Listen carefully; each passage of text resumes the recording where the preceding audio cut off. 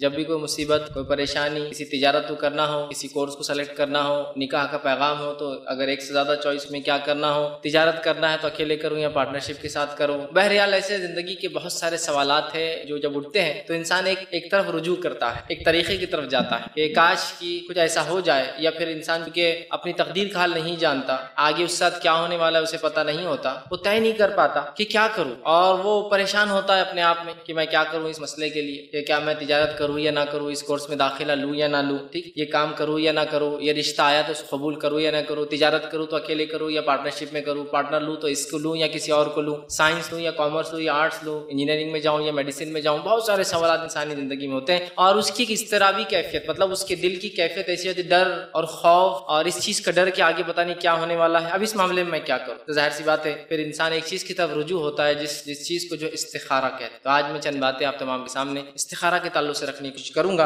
اس لیے کہ انسان زندگی میں سے بہت سارے کام کرتا ہے جہاں اسے اس چیز کی ضرورت ہوتی ہے کوئی اس کی رہنمائی کرے، اور خاص طور سے ایسے کام جو زندگی میں بہت زیادہ اثر رکھتے ہیں، آنے والے زندگی کی حالات پر اثر رکھتے ہیں، اس کی تمام زندگی سے اس کا تعلق ہے، جیسے نکاح ہو گیا، جیسے تجارت ہو گیا، جیسا کس کورس میں انسان جائے. بہرحال ایسے بہت ساری چیزیں ہیں، مختلف لوگ، مختلف علاقے اور مختلف مسائل کے اعتبار سے ان کے لیے مختلف چیزیں ہو سکتی ہیں جو زندگی میں فیصلہ کن ان کے لیے ثابت ہو کہ وہ کیا کرے اور کیا نہ کرے. لیکن چونکہ انسان آگے کا حل جانتا نہیں، تقدیر کا اسے علم نہیں ہوتا ہے، اللہ نے اس کے لیے کیا لکھا ہے وہ نہیں جانتا ہے، لہٰذا وہ یہ طے نہیں کر پاتا اور مسلسل اس کا دل پریشان رہتا ہے، بے اطمینانی کی کیفیت ہوتی ہے، ڈر کی کیفیت ہوتی ہے، پریشانی کا عالم ہوتا ہے، اور کبھی کبھار تو دیکھا گیا کہ انسان ڈپریس بھی ہو جاتا ہے کہ کیا کروں، کیا فیصلہ لوں، کیا کروں اس کام کے اندر. اور تب جو ہے سب سے بہترین چیز جو اللہ رب العزت نے ہمیں بتائی ہے وہ ہے استخارہ. میں یہ نہیں کہتا ہوں کہ لوگ استخارہ نہیں کرتے یا استخارہ کے بارے میں نہیں جانتے، ایسے اللہ کے بہت سارے بندے جو اپنا ہر کام استخارہ کرنے کے بعد ہی کرتے ہیں. لیکن اصل مسئلہ یہ ہے کہ استخارہ تو وہ کرتے ہیں، لیکن جو استخارہ وہ کرتے ہیں وہ استخارہ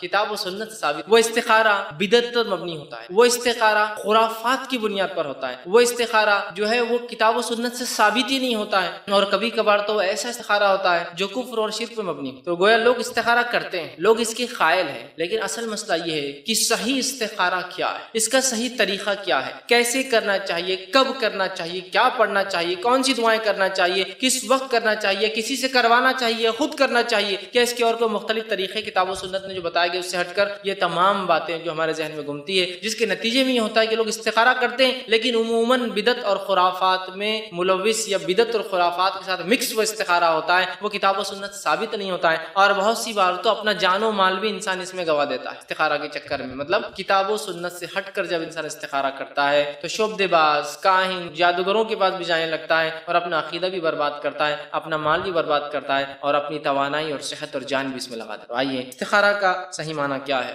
اور جب استخارہ کے مومن کرتا ہے تو وہ مطمئن ہو جاتا ہے، چونکہ اپنے رب سے جو ہے وہ مدد لیتا ہے دعا کے ذریعے، جس دعا کو استخارہ کہتے ہیں، اور جس دعا سے جب وہ مدد لے لیتا ہے اپنے رب سے تو پھر آنے والے حالت پر وہ مطمئن ہو جاتا ہے. اس کی کیفیت جو اضطراب، پریشانی کی تھی، ڈر کی تھی، خوف کی تھی، اور وہ پریشان تھا کہ کیا ڈیسیجن لوں، کیا فیصلہ لوں، جب وہ استخارہ کرتا ہے تو اطمینان میں اس کی کیفیت بدل جاتی ہے، ڈر اور خوف امن میں تبدیل ہو جاتا ہے، بے اطمینانی اطمینان میں تبدیل ہو جاتی ہے، اور اضطرابی کیفیت جو ہے وہ بدل کے جو ہے وہ اطمینان اور سکون میں آ جاتا ہے. اور جب استخارہ کر لیتا ہے تو اپنے رب پر توکل کر لیتا ہے کہ انشاءاللہ جو بھی فیصلہ ہوگا میرا رب انشاءاللہ میرے ساتھ بہتر ہی کرنے والا ہے. استخارہ یہ بہت اہم چیز ہے، یاد رکھیے، اور ہمیں چاہیے کہ ہم ہر ممکن کوشش کریں کہ جب زندگی میں کوئی فیصلہ لینا ہو ہم ضرور جو ہے اس میں استخارہ کریں، اللہ سے مدد طلب کریں، اور انشاءاللہ عزیز اس استخارہ کو اسی ڈھنگ سے کریں جس ڈھنگ سے نبی اکرم صلی اللہ علیہ وسلم نے بتایا ہے. ورنہ جب استخارہ کا صحیح طریقہ ہمیں معلوم نہیں ہوتا ہے اور انسان جو ہے پریشان ہو جاتا ہے اور اسے کوئی فیصلہ لینا ہوتا ہے تو تب یہ شعبدے باز اور کاہن، اور جس کو ہم عام زبان میں کہیں گے لوگ، مختلف قسم کے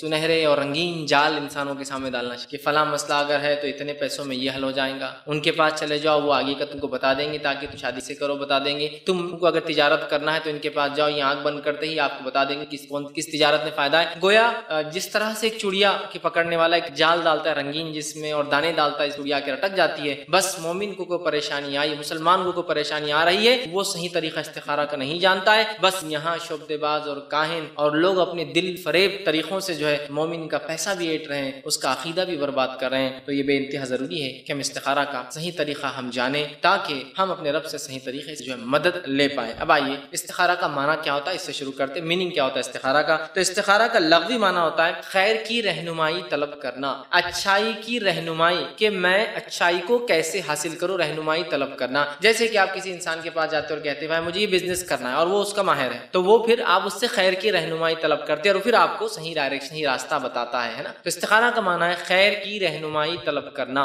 اچھائی کی رہنمائی، اچھائی کے راستے کے لیے کوشش کرنا اور طلب کرنا. اور شرعی معنی کیا ہے؟ نماز کے بعد ایک مخصوص دعا کو پڑھنا جس کے ذریعے وہ جو ہے اللہ رب العزت سے خیر کی رہنمائی جو ہے طلب کرتا ہے. نماز پڑھنا اور نماز کے بعد ایک مخصوص دعا جو دعا استخارہ ہے وہ پڑھ کر ایک بندہ دنیا کے اندر خیر کی رہنمائی طلب کرتا ہے. اس دعا اور اس نماز کے ذریعے وہ اپنے رب سے خیر کی رہنمائی طلب کرتا ہے. اسے شریعت میں استخارہ کہتے ہیں. تو استخارہ کا عام معنی خیر کی رہنمائی طلب کرنا، خاص معنی شریعت میں اللہ رب العزت سے نماز کے اور ایک مخصوص دعا جو اس کے نبی نے سکھائی اس کے ذریعے خیر کی رہنمائی طلب کرنا. وہ معاملہ کچھ بھی ہو سکتا ہے. سمجھ رہا بات کو؟ تو یہ ہے استخارہ. استخارہ نکاح کے لیے ہو سکتا ہے، ٹھیک. استخارہ جو ہے مختلف چیزوں کے لیے ہو سکتا ہے، لیکن ایک بات یاد رکھے، استخارہ کسی مباح چیز کے لیے ہی ہوگا، ایسی چیز جو شریعت میں جائز ہو. استخارہ کسی واجب اور فرض کے لیے نہیں ہوگا. استخارہ کسی مستحب چیز کے لیے نہیں ہوگا. استخارہ کسی مکروہ چیز کے لیے نہیں ہوگا. استخارہ کسی حرام چیز کے لیے نہیں ہوگا.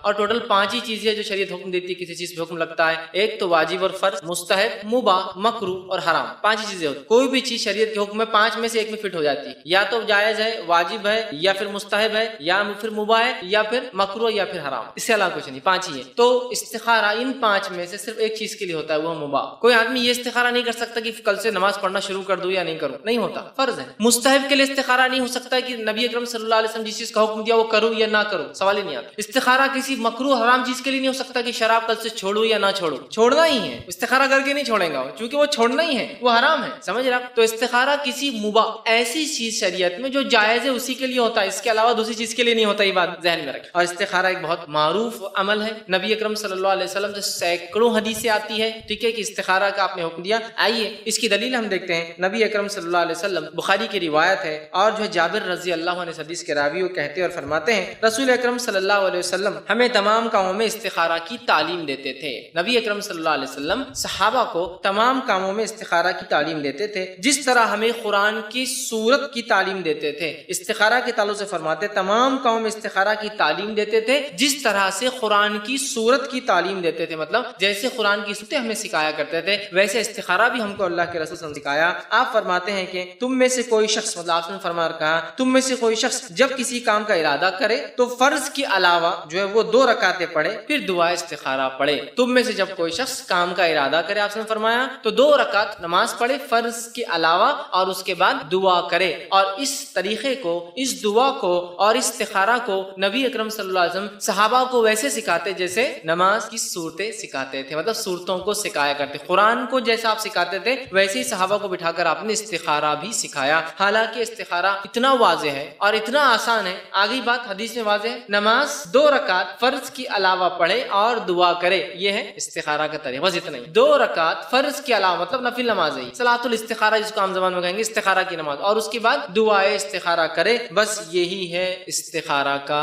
طریقہ. اتنا ہی آسان ہے استخارہ، بس اتنا آسان. لیکن آج اتنا پیچیدہ بنا کر پیش کیا جا رہا ہے اور ایسے عجیب و غریب ڈھنگ سے امت مسلمہ کا مال اور ان کے عقیدے کو لوٹا جا رہا ہے جیسی کوئی انتہا. 2 رکعت فرض کے علاوہ پڑھے اور دعائے استخارہ. آپ کو کوئی دعا استخارہ مجھے یاد نہ ہو، مجھے نہ پتا ہو، تو میں ہمیشہ کہتا ہوں حسن المسلم نامی کتاب ہے دعاؤں، صحیح اور ثابت شدہ دعائیں لے لے، دعا استخارہ کا چیپٹر کھولی، یاد کر لیجیے. نفل نماز کس کو نہیں آتی 2 رکعت؟ کوئی ایسا آدمی کہے مجھے نماز بھی نہیں آتی، آسان ہے. اور دعا استخارہ پڑھنا ہے اس نماز کے بعد، ختم. اتنا ہی طریقہ ہے استخارہ کا، یاد رکھیں، ٹھیک. اتنا ہی طریقہ ہے اور استخارہ کرنا اتنا ہی آسان ہے جو آپ صلی اللہ علیہ وسلم نے جو ہے صحابہ کو جو ہے سکھایا تھا. استخارہ کا طریقہ کیا ہے؟ 2 رکعت نماز فرض سے ہٹ کر پڑھیے، اس کے بعد دعا استخارہ پڑھیے. دعا استخارہ جو ہے یاد کر لیجئے کہاں ملنا ہے، کہاں ملیں گی، تو سب سے بہترین جو ہے آپ کو دعا استخارہ حسن المسلم نامی کتاب ہے، وہاں ملیں گی. اور دعا استخارہ صرف ایک دعا ہے، دعا استخارہ صرف ایک دعا ہے، اس سے ہٹ کر وہ دعا نہیں ہے. کیوں نہیں ہے؟ اس لیے کہ صلاۃ الاستخارہ کے بعد جو دعا ہے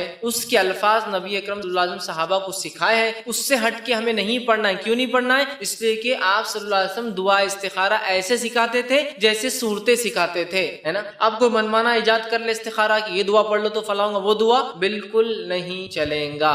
دعا استخارہ ایک مخصوص دعا ہے، لہٰذا آپ وہی دعا کیجئے دعا استخارہ کی. تو دعا استخارہ ایک مخصوص دعا ہے، اس دعا کو آپ کو اور مجھے پڑھنا ہے. 2 رکعت نفل جس کو صلاۃ الاستخارہ کہہ لیجئے، وہ نماز جو استخارہ کے لیے انسان کرتا ہے 2 رکعت پڑھنا ہے اور اپنی دعا اور حاجت اسی دعا کے اندر رکھنا ہے. اس دعا کے اندر عربی متن میں ایک بریکٹ آئے گا اور وہاں آپ کو اپنا مسئلہ رکھنا ہے اور پھر آگے کا پڑھنا ہے. آدھی دعا ہوں گی، پھر ایک بریکٹ میں اپنا مسئلہ جو بھی ہے. اگر آپ کو عربی نہیں آتی تو اپنی زبان میں اس مسئلے کو رکھیے اور باقی دعا کو آپ مکمل کریں. سمجھ رہے ہیں بات کو؟ بریکٹ آئیں گا آپ کو عربی ملے گا، اس بریکٹ میں آپ کا مسئلہ رکھیے بول کے اردو میں ہوگا. ٹھیک ہے، جو ایشو پہ آپ وہ کر رہے ہیں استخارہ ہمارا کہ اللہ میرے نکاح کے تعلق سے میں سوچ رہا ہوں اس لڑکی کروں یا نہ کروں، پھر باقی کی دعا آگے کرنی. اللہ تجارت کے بارے میں سوچ رہے ہیں، تجارت میں اس کو پارٹنر بناؤں نہ بناؤں، آگے آپ کی بات. سمجھے آپ عربی میں؟ تو عربی میں ہے، اس کو پڑھنا ہے، بیچ میں ایک بریکٹ آئیں گا، اپنا مسئلہ رکھیے اور آگے اس دعا کو کنٹینیو کریں آپ اور ختم کریں. ٹھیک ہے، تو ہمیں چاہیے کہ اس دعا کو یاد رکھ لیں اور وہ مخصوص دعا ہے، انہی الفاظ سے اس دعا کو پڑھنا ہے. دوسری دعائیں ہم کو اس تعلق سے ایجاد نہیں کرنا ہے. اب اگر دعا استخارہ یاد نہ ہو تو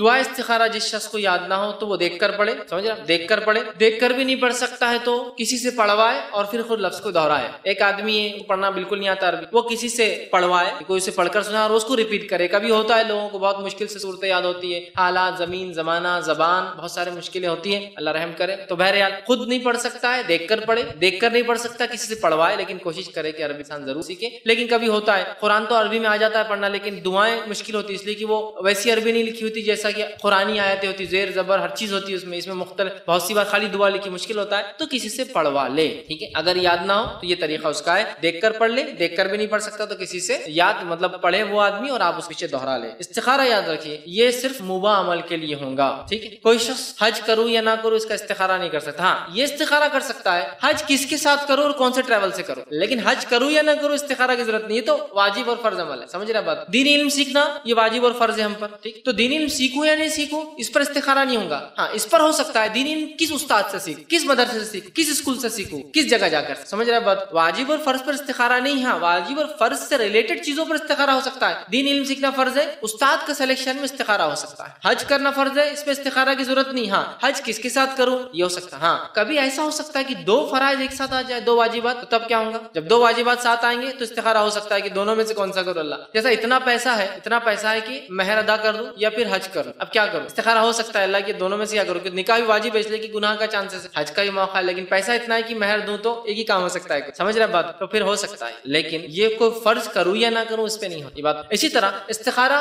کسی حرام کام کے اوپر بھی نہیں ہو سکتا ہے کہ شراب چھوڑوں یا نہ چھوڑوں، جوا چھوڑوں یا نہ چھوڑوں، حرام کاری چھوڑوں یا نہ چھوڑوں. پھر تو سوال نہیں استخارہ کا، چھوڑنا ہی ہے. سمجھ رہا؟ تو ایک مباح عمل، ایک جائز عمل جو دنیاوی کسی بھی کام کی چیز ہو سکتی ہے، انسان کی مفاد اس کے فائدے کی چیز ہو سکتی ہے، اس کے لیے. اسی طرح جو ہے استخارہ کے تعلق سے کیا چیز ہو جو ہمارے ذہن میں ہو، تو استخارہ ایک دعا ہے. استخارہ ایک دعا ہے. جو کنڈیشنز دعا کے لیے وہ کنڈیشن استخارہ کے لیے بھی. استخارہ ایک دعا ہے تو جو کنڈیشنز شرائط دعا کے لیے ہے، قبول ہونے کے لیے، دعا قبولیت کے لیے، وہی کنڈیشن استخارہ کے لیے بھی. سمجھ رہے؟ اب میں وہ کنڈیشنز پوری نہیں رکھ کیوں، انشاءاللہ الحمدللہ میں نے دعا مومن کا ہتھیار اس عنوان میں پورے کنڈیشنز رکھ دی. آپ وہ عنوان نیٹ کے ذریعے دیکھ سکتے. دعا مومن کا ہتھیار میں نے پورے شرائط رکھ دی کہ دعا قبولیت کے شرائط، دعا نہ قبول ہونے کی وجوہات، کس کی دعا قبول ہوتی ہے اور کس کی نہیں ہوتی، بہت تفصیل میں عنوان ہے، تو آپ ضرور اس عنوان کو. دعا قبول کے جو شرائط ہے وہی شرائط استخارہ کے لیے بھی ہوں گے، اس لیے کہ استخارہ بھی دعا ہے. اللہ سے آپ خیر کی رہنمائی طلب کرتے ہیں، تو لہٰذا اخلاص دل ہو، حرام کاری سے انسان بچتا ہو، فرائض کا اہتمام کرتا ہو، مضبوط الفاظ کے ساتھ اپنی دعا کرے،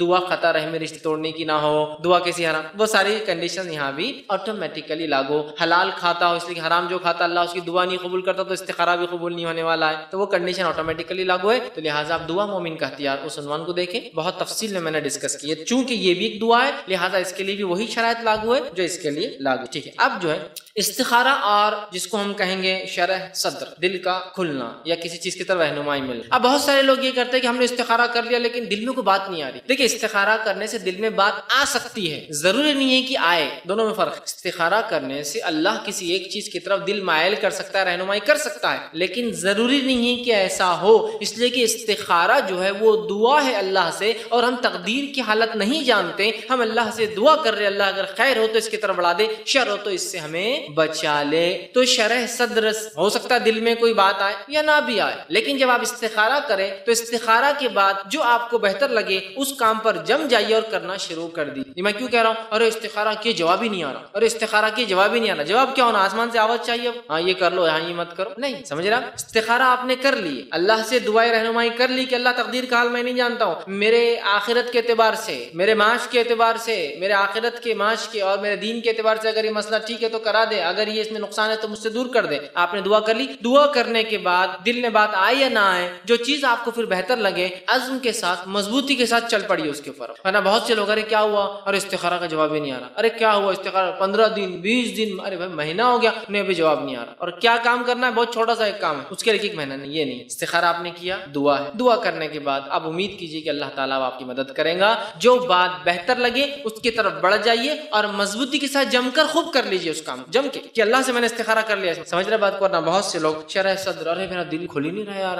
ہو سکتا ہے دل میں بات آئے، ضروری نہیں ہے کہ ہر بار استخارہ کے بعد دل میں بات آئیں گی تو آپ کو کام کرنا ہے، ورنہ آپ رکے ہوئے پورا ٹائم ارے دل میں بات نہیں آ رہی، دل میں بات نہیں آ رہی. سمجھ رہے بات کو میری؟ یہ بڑی اہم چیز. ہو سکتا ہے دل میں بات ہے، ہو سکتا نہ آئے، لیکن جب آپ استخارہ کر لے جم جائیے مضبوطی کے ساتھ، اللہ پر توکل کیجیے کہ میں نے استخارہ کر لیا ہے اور پھر آگے بڑھ جائیے. اللہ رب العزت قرآن میں سورۃ طلاق سورہ نمبر 65 آیت نمبر 3 میں فرماتا ہے، کہتا ہے وَمَن يَتَوَکَّلْ عَلَى اللَّهِ فَهُوَ حَسْبُهُ، جو اللہ پر توکل اور بھروسہ کر لیتا اللہ اس کے لیے کافی ہو جاتا ہے. سمجھ رہے؟ اب آپ نے استخارہ کیا، استخارہ کرنے کے بعد آپ جم جائیے کہ اللہ میں نے استخارہ کر لیا، تو اس سے دعا کی، جمی اور مضبوطی کے ساتھ جو ارادہ رکھتے تھے، جو کام کرنا چاہتے تھے اس کو مضبوطی کے ساتھ کیجیے، چاہے دل میں بات آئے یا نہ آئے. اس چیز کو آپ سمجھ لیجیے. اللہ رب العزت نے ایک دوسرے مقام پہ قرآن میں سورہ آل عمران سورہ نمبر 3 آیت نمبر 159 میں فرمایا رکھا فَإِذَا عَزَمْتَ فَتَوَكَّلْ عَلَى اللَّهِ إِنَّ اللَّهَ يُحِبُّ الْمُتَوَكِّلِينَ. جب کسی کام کا نبی تم ارادہ کر لو تو کیا کرو؟ فَإِذَا عَزَمْتَ فَتَوَكَّلْ اللَّهِ، تو اللہ پر بھی بھروسہ کر لو، اور اللہ تعالیٰ اپنے پہ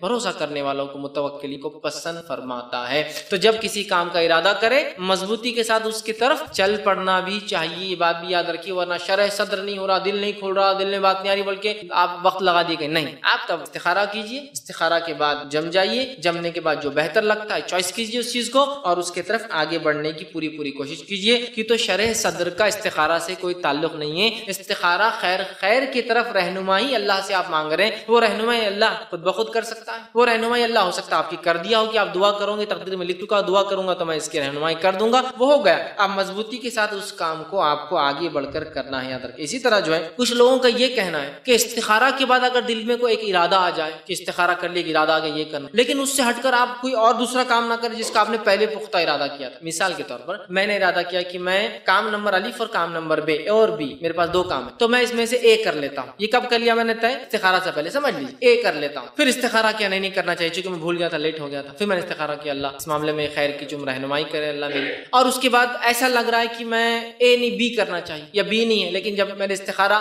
سے پہلے طے کیا تھا کہ اے کر لوں گا، مجھے زیادہ اچھا لگ رہا تھا الف والا کام، لیکن استخارہ کے بعد لگا کہ بے کرنا چاہیے بی والا کام، لیکن اس کے بعد بھی میں چاہتا ہوں کہ اے ہی کروں اس لیے کہ میرا دل اس پہ اطمینان ہو رہا ہے، تو اے بھی کر سکتے ہیں آپ. کوئی ضروری نہیں کہ استخارہ کرنے کے بعد شرح صدر ہوں گی اور جو دل میں بات آئیں گی اسی کو کرنا ہے، ضروری نہیں. سمجھ رہے ہیں بات؟ تو اگر کسی چیز کا پختہ ارادہ آپ نے پہلے سے کر رکھا ہو اس کے لیے بھی استخارہ کر کے آپ اسی کام کو کیجیے. پھر آگے اگر میں نے کسی کام کا پہلے سے پختہ ارادہ کر بھی لیا ہوں تو اس کے بعد بھی میں استخارہ کر وہ کام کو کر سکتا ہوں، اس لیے کہ اب اللہ کی رہنمائی میرے اس کے اندر. سمجھ رہے اس بات کو؟ تو اس بات کو آپ جو ہے ذہن میں رکھیں. اسی طرح جو ہے کسی دل میں ایک بات ہے، قلبی میلان ہے کہ میں ایک کام فلاں کام کروں یہ میرے لیے اچھا ہے، اور اس کے بعد بھی استخارہ میں نے کیا تو اس کے بعد جو کام آپ کے دل میں تھا اس کام کو آپ کر سکتے ہیں اس کے بعد بھی استخارہ کے بعد. چونکہ استخارہ دعا ہے، استخارہ کا تعلق یقیناً دل کے کھولنے سے خواب کے دکھانے سے نہیں ہے. ہو بھی سکتا ہے لیکن اس کا تعلق اس سے نہیں، ورنہ لوگ سمجھتے دل میں کوئی بات آئی کیا کوئی خواب دیکھا کیا. دل میں کوئی بات ہے کہ بس 2 ہی چیزیں ہمارے پاس چلتی ہے ہندوستان میں کہ بس دل میں کون سی بات ہے اور خواب کیا دیکھا، جبکہ نہ دل میں بات آنے سے استخارہ کا تعلق ہے نہ خواب سے. استخارہ اللہ سے مدد ہے، اے اللہ میرے لیے خیر کا راستہ تو کر، جیسا ہم مختلف دعاؤں کے ذریعے کرتے اللہ. سمجھ رہے بات کو؟ تو اس چیز کو ذہن میں رکھیں. اب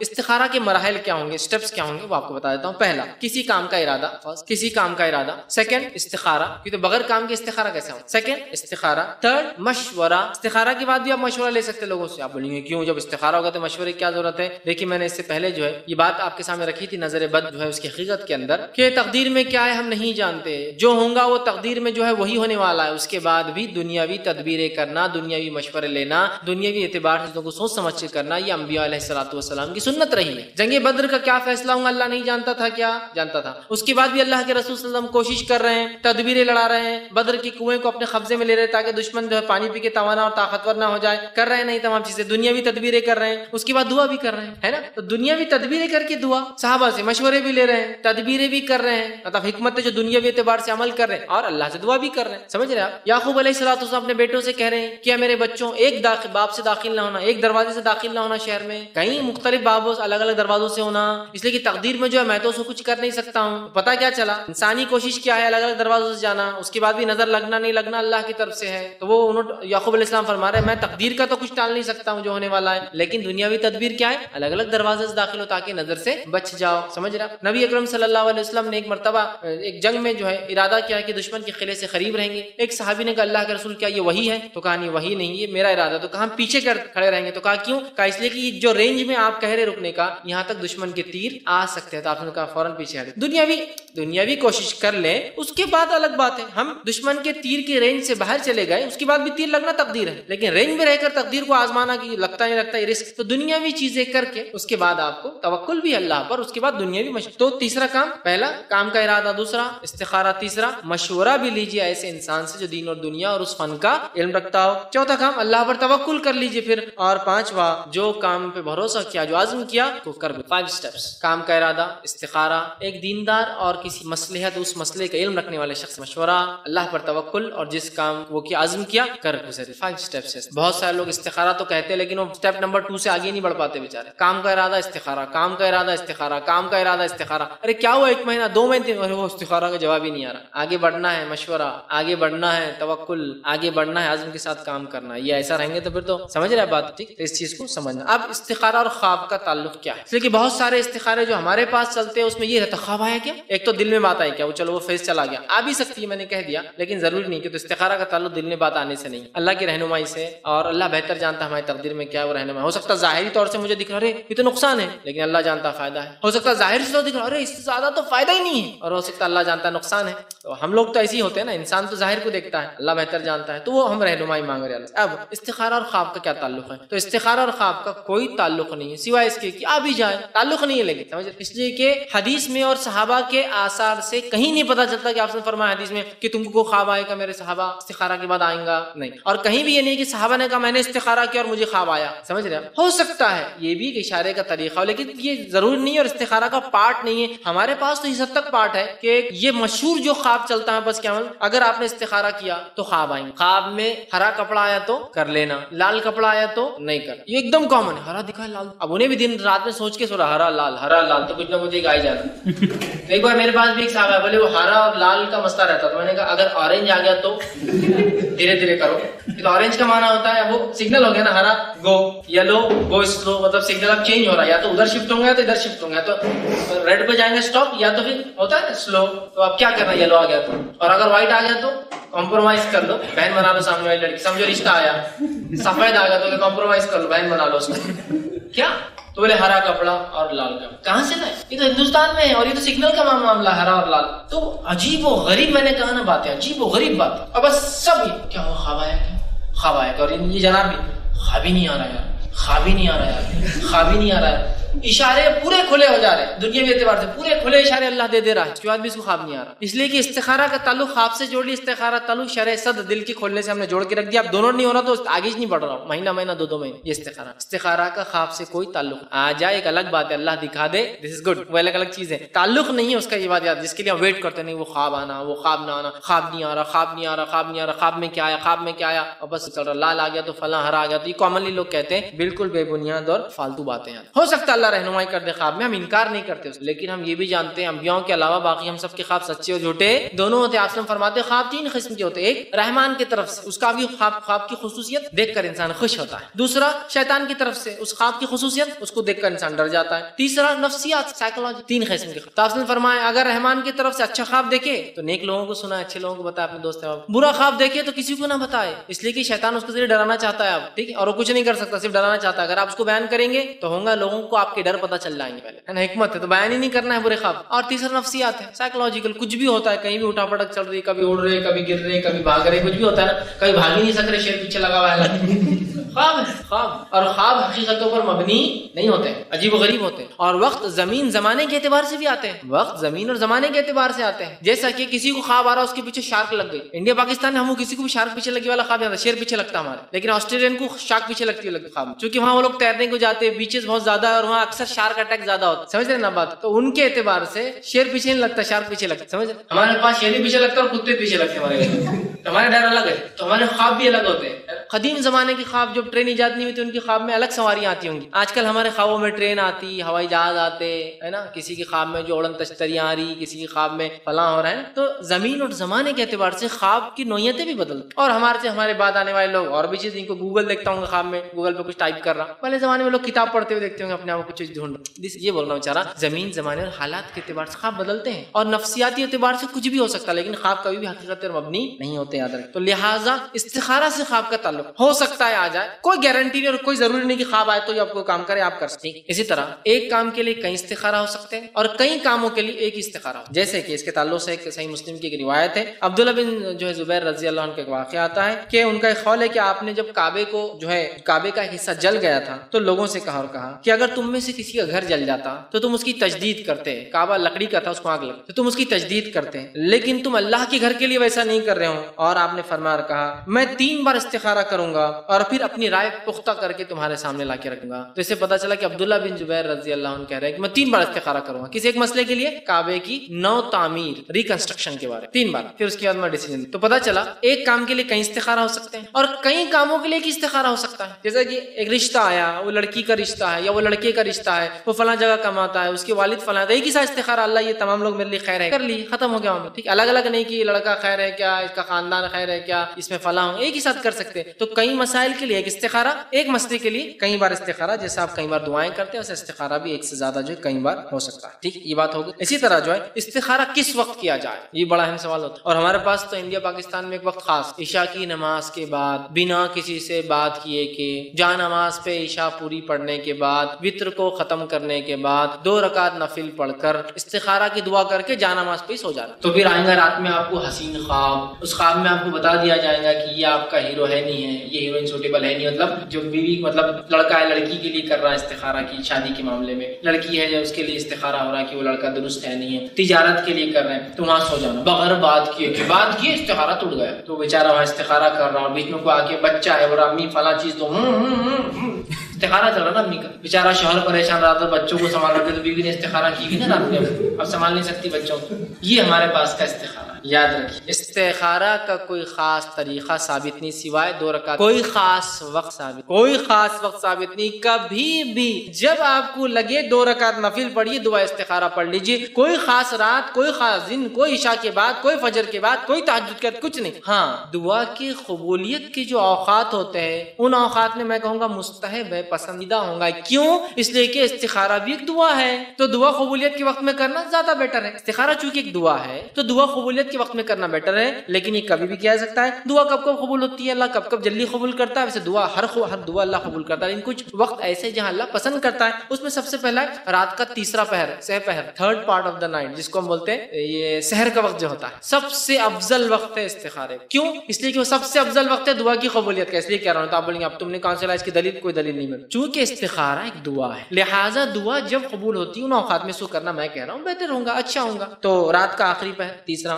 اذان اور اقامت کے بیچ, یہ تو عام بات ہے کہ اذان اور اقامت کے بیچ اللہ دعا قبول کرتا. جمعے کے دن ایک خاص گھڑی ہوتی ہے, وہاں اس ٹائم بھی کر سکتے ہیں. اسی طرح بارش ہوتے وقت, تو حدیث میں بارش جب ہوتی ہے اللہ کی رحمت برستی ہے, اس وقت انسان دعا کر سکتا ہے. استخارہ بھی ایک دعا ہے. اسی طرح جو ہے روزے کی حالت میں, اسی طرح سفر کی حالت میں, اسی طرح عرفے کے دن 9 ذی الحجہ, اسی طرح جو شب قدر بھی قبول کرتا ہے نا. اور بھی کئی گھڑیاں ہیں, میں نے بس ایک گنے چنے نام کے لیے تاکہ آپ کے سامنے آئے. تو استخارہ کبھی بھی کیا جا سکتا ہے, لیکن جن اوقات میں دعا قبول ہوتی ہے, استخارہ چونکہ ایک دعا, ان اوقات میں اس کو بھی کیا جا سکتا ہے. اب استخارہ کے ممنوع اوقات کیا ہے, کب نہیں کرنا چاہیے, اس کے کوئی ممنوع اوقات نہیں. ظہر کے بعد نہیں کرنا, ظہر کے بعد اپن بہت بزی رہتے بزنس میں نا, دماغ الگ جگہ لگا تو استخارہ کوئی ممنوع اوقات نہیں. آپ جب چاہیں, جو بیٹر ہے, ظہر کے بعد, اثر کے بعد, مغرب کے بعد, عشاء کے بعد, جب آپ کو لگے آپ کر لیں. اسی طرح جو ہے کام کرنے سے کتنے پہلے استخارہ کرنا, پرائر کتنے دن پہلے, کتنا دیکھیں ہونا تو یہ چاہیے کام کی شروعات سے پہلے استخارہ کرے. پھر بھی اگر بھول گئے, جیسا مثال کے طور پہ رشتہ آ گیا, بات چیت شروع ہو گئی, اب یاد آ رہے استخارہ نہیں, بزنس کے لیے قدم بڑھا دیے, پھر یاد آ گئے استخارہ نہیں, تو آپ فوراً تبھی یہ بھی ہو سکتا ہے. ہونا تو یہ چاہیے, آئیڈیل کیا ہے, پسندیدہ ہے کام کے شروعات سے پہلے. لیکن کبھی ہوتا ہے آدمی کو لگتا ہے بہت اچھی چیز ہے, اب لے لوں میں, ابھی ایڈوانس پیمنٹ کر دوں, کچھ نہ کچھ, بعد میں آفر نہیں ہے نا,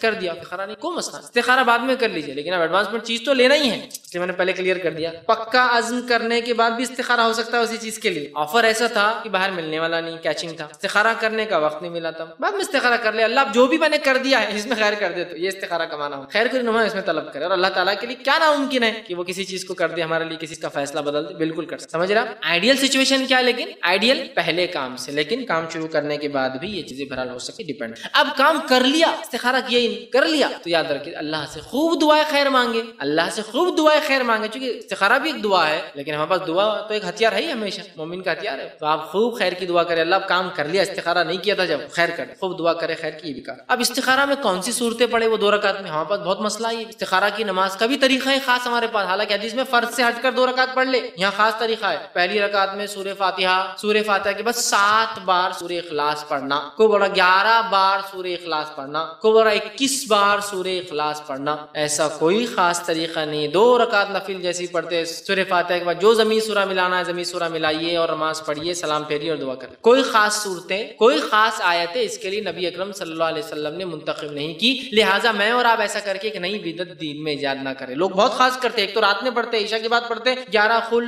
21 خل 7 خل اور پتہ نہیں کیا کیا ہے، کوئی تو سووں میں چلے جاتے ہیں، رات بھر بس سب استخارہ ہی چل رہا ہے۔ فرض نماز میں اتنا خوشی نہیں ہوتا، استخارہ میں خوشی رہتا ہوں، حالانکہ فرائض سب سے اہم ہے، اس کے بعد اللہ نوافل کو، ٹھیک ہے۔ تو بہرحال استخارہ کی کوئی خاص صورتیں نہیں ہیں، آپ جو بھی ہے بہرحال صورت۔ اسی طرح جو ہے کیا خالی استخارہ کافی ہے، مطلب اس کی دعا کافی ہے، مطلب جو ہے استخارہ ہم کر لے بغیر دعا کے؟ نہیں، دعا بھی کرنا، اس لیے کہ آپ نے فرمایا نماز پڑھ کے دعا۔ کیا خالی دعا پڑھ لی چلیں گے استخارہ کے؟ نہیں، نماز پڑھ کے دعا، نہ خالی نماز چلیں گی نہ خالی دعا، نماز پڑھ کر دعا کرنا، یہی شرع استخارہ ہے، ٹھیک ہے، دونوں کرنا پڑیں گا۔ اب استخارہ جو ہے ایک دعا ہے، یاد رکھیے، اور وہی دعا ہمیں پڑھنا ہے، نئی دعا کو ایجاد نہیں کرنا ہے، یا ایجاد کردہ خود ساختہ بہت دعائیں چلتی مارکیٹ میں، وہ ہمیں نہیں کرنا ہے، جو صحیح اور ثابت شدہ دعا ہے صرف اور صرف وہی کرنا ہے، ٹھیک۔ اب استخارہ اور خسارہ، استخارے کے بعد لاس، اس کو کیسے وہ کریں گے انٹرپریٹ؟ یار استخارہ کیا نقصان ہو گیا، کیا فائدہ ہوا استخارہ کا؟ کچھ بھی فائدہ نہیں ہوا، اتنا پنے کر استخارہ پھر بھی نقصان ہو گیا۔ استخارہ اور خسارہ، اس ریلیشن کو سمجھ لیں۔ استخارہ کرنے کے بعد بھی لاس ہو سکتا ہے، نقصان ہو سکتا ہے، جو صرف ظاہری ہو سکتا ہے استخارہ کی وجہ سے اللہ نے اس کو بہت کم کر دیا ہو، اس سے زیادہ ہونے والا ہو۔ انسان کیا ہے، بہت جلد باز ہے اور سامنے کی چیزوں کو دیکھ، بھائی میں نے تو استخارہ کیا۔ اب ہمیں ایک عورت نے استخارہ کی، ایک آدمی نے استخارہ کیا اور شادی، اس کے بعد بھی مسئلہ نہیں جمع، کیا فائدہ استخارہ کا؟ طلاق تو ہو گئی، کیا فائدہ استخارہ کا؟ بزنس تو ڈوب گیا۔ ہو سکتا ہے طلاق کے ساتھ جان بھی جا سکتی تمہاری مار پیٹ، ہو سکتا ہے طلاق کے ساتھ کیس بھی ہو سکتا تھا، بہت آسانی چھوٹ گئے۔ ہو سکتا ہے تجارت میں خالی نقصان نہیں ڈبل نقصان ہونے والا تھا، آپ جانتے ہیں کہ تقدیر میں کیا تھا۔ تو استخارہ کرنے کے بعد بھی ظاہری لاس ہو سکتا ہے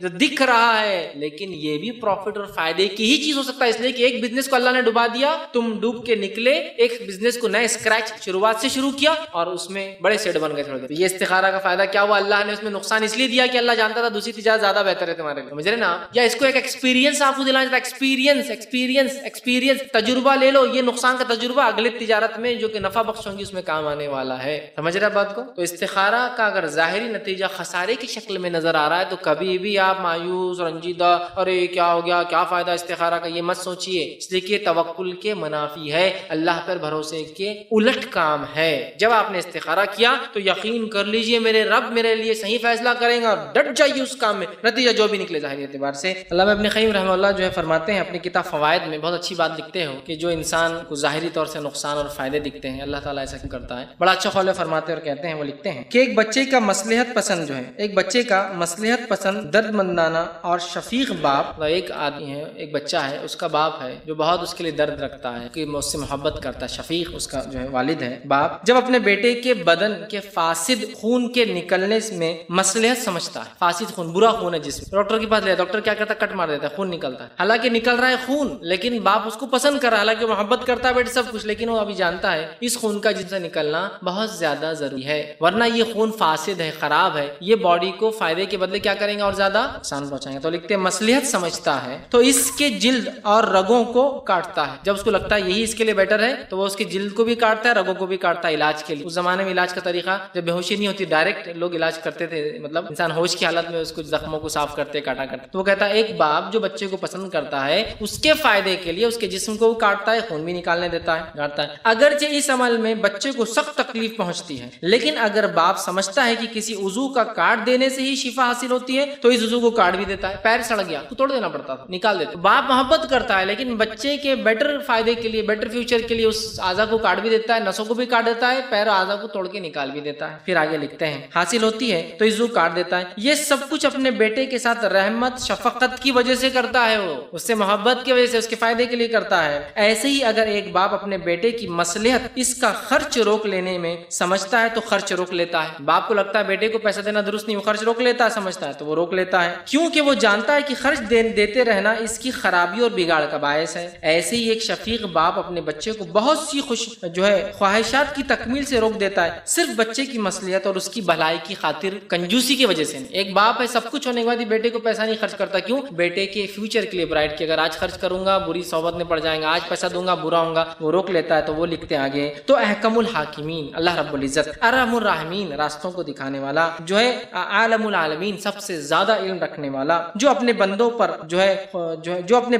جو ایسی ذات ہے کہ جو ماں باپ سے بھی زیادہ مہربان ہے، جب انہیں کسی ناپسندیدہ کام میں مبتلا کرتا ہے تو یہ ان کے حق میں بہتر ہے۔ تو لکھ رہے ہیں جیسے باپ محبت اور مشفق ہونے کے بعد، رفیق اور دوست اور محبت کرنے کے باوجود بیٹے کا اعضا کاٹ دیتا ہے، پارٹس کو نکالنے کے لیے ضرورت وہ کر دیتا ہے، مال کو روک لیتا ہے، کیوں؟ بچے کے فائدے کے لیے۔ اسی طرح اللہ سبحانہ تعالیٰ بھی ماں باپ سے زیادہ محبت کرنے والا ہم سے، وہ بھی کسی مصلحت کبھی مال روک دیتا ہے، کبھی صحت کم کر دیتا ہے، مختلف کاموں کرتا ہے، اس کے پیچھے وہ کہتے ہیں مصلحت۔ تو لہٰذا اگر استخارہ کے بعد بھی نقصان ہو تو کوئی بات نہیں، آپ نے اللہ سے دعا کی تھی، استخارہ کیا تھا، طلب کیا تھا، اور اس کے بعد یہی بہتر تھا آپ کے لیے، اس کو سمجھ کے جب انسان کرے تو اس کا بہت زیادہ فائدہ ہوتا ہے۔ اور استخارہ کرنے کے بعد جو جم جانا چاہیے، اللہ رب العزت نے اپنے نبی کو یہ بات سورہ آل عمران سورہ نمبر 3 آیت نمبر 159 کے اندر فرمائی تھی، وَشَاوِرْهُمْ فِي الْأَمْرِ، اے نبی آپ مشورہ لیا کیجیے صحابی سے، پھر فرمایا فَإِذَا عَزَمْتَ فَتَوَكَّلْ اللَّهِ، اور جب مشورہ لے لے تو جم جائیے کسی ایک مسئلے پر، توکل کیجیے۔ جب آپ مشورہ لے لے تو پھر مشورہ لینے کے بعد اس مسئلے پر کیا کیجیے؟ آپ ڈٹ جائیے اور جم جائیے۔ اللہ رب العزت نے نبی اکرم صلی اللہ علیہ وسلم کو یہ دیا ہے۔ تو لہٰذا ہم بھی استخارہ کریں، استخارہ کرنے کے بعد پریشان نہ ہو، جو چیز ظاہر دکھے مشورہ لے اور اس پر ڈٹ کے کرے۔ اب استخارہ کے دیگر طریقے کیا؟ اور بھی طریقے، استخارہ کا جو طریقہ میں نے بتایا اس کے علاوہ کوئی صحیح اور سنت سے ثابت طریقہ نہیں ہے۔ استخارہ کا جو میں نے طریقہ بتایا اس سے ہٹ کر کوئی صحیح اور سنت طریقہ ثابت نہیں ہے، لہٰذا تمام بدعتی استخارہ ہے۔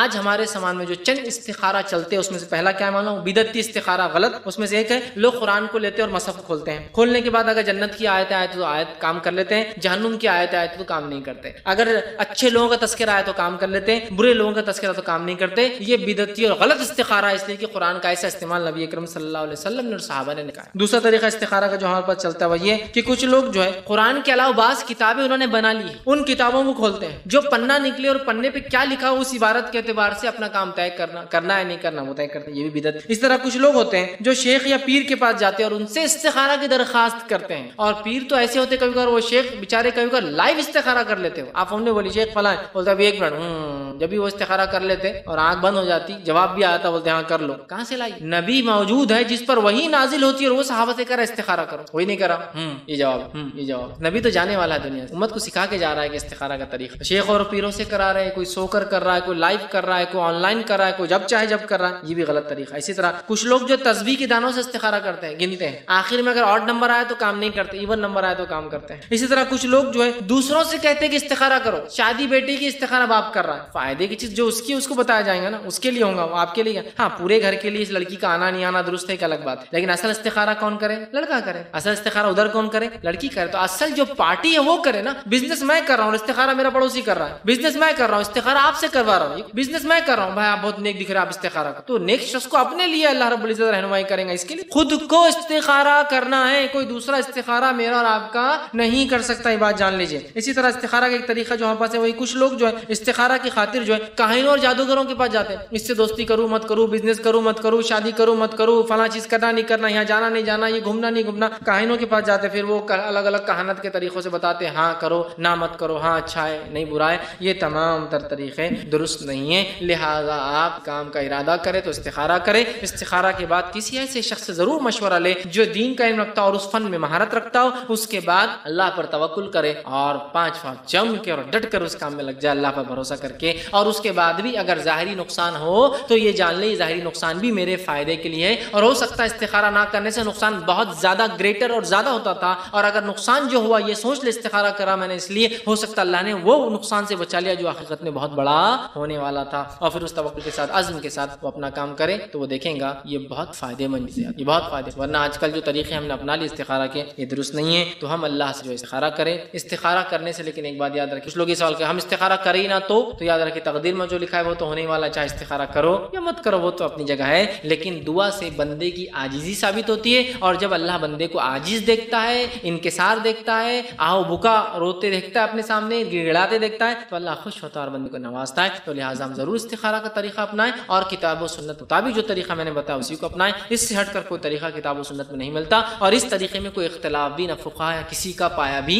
نہیں جاتا ہے۔ یہی ہے طریقہ، 2 رکعت نماز اور اس کے بعد دعائے استخارہ، یہ ہم کرے اور اللہ سے خیر کی راہ طلب کرے کہ اللہ ہمیں خیر کی طرف جو چلائے۔ یہ تھا استخارہ کا طریقہ، میں نے آپ کے سامنے رکھا۔ اللہ رب العزت دعا کہ اللہ سبحانہ وتعالی جو کچھ کہا سنا گیا اس پہ عمل کرنے کی توفیق عطا فرمائے، ہم تمام کو تمام دین کے اعمال میں جو کتاب و سنت کے جو ہے طریقے پہ چلنے والا بنائے، جب تک ہمیں زندہ رکھے اسلام اور ایمان پر زندہ رکھے، خاتمہ ہمارا ایمان پر ہو۔ آخر دعوانا الحمدللہ رب العالمین، سبحان ربک رب العزت عما یصفون وسلام علی المرسلین والحمدللہ رب العالمین۔ بسم اللہ الرحمن الرحیم، الحمدللہ رب العالمین والصلاة والسلام علی خاتم النبیین والمرسلین، رب اشرح لی صدری ویسر لی امری واحلل عقدۃ من لسانی یفقهوا۔ السلام علیکم صاحب جی، میرا سوال تھا کہ جیسے کہ ابھی 10ویں اور 12ویں کے بچوں کے ایگزامس ہو گئے تو ان کے ریزلٹس کو ایڈمیشنس کو 2-2.5 مہینے ہیں، مگر وہ ابھی سے پریشان رہتے تو کیا اتنی جلدی 2-2.5 مہینے پہلے کر سکتے کیا نماز استخارہ کی دعا؟